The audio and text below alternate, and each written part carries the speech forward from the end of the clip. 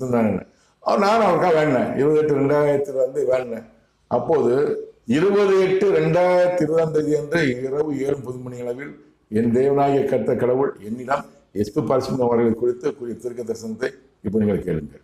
Sakutomi kandadanta kutimi badamata tara kadangirda totoroki makabudi badata tara sakuti kangirda totoko tanki badamata taranda katoromi பாடகர் உனக்கு பிரியமான பாடகர் அவனுக்காக மன்றாடுகிறாய்.